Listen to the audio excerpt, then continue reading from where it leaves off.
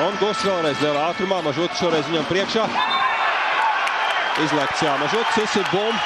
Nu, atkal abi divi. Jā. Starp viņiem šīs sērijas laikā jau ilgi briedi.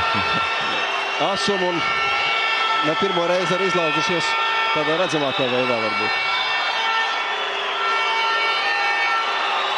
Redzēsim, kāds būs spriedums. Nu, Mažuts izprovocēja Gustu uz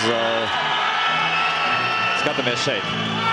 Viss situācija it kā beigusies. Jā, Gusts noraidīs līdz spēles beigām. Un arī Mažuts šķiet. Jā, abiem noraidījums.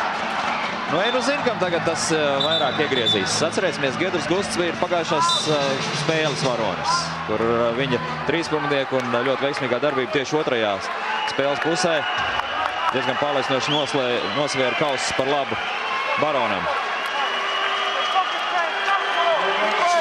Nu, šāds pavērsiens pirmoreiz vismaz šajā finālā. Protams, Baronam ir arī aizsargu pozīcijā spēlētāji vairāk. No otras puses skaidrs, ka Gusts tomēr ir Baronam varbūt svarīgāks spēlētājs nekā Mažuts ASK komandai. Nu, redzēsim. Spēles gaita parādīs, kas ir ieguvējis no šīs situācijas un kas ir zaudētājs. 35 sekundes paliek.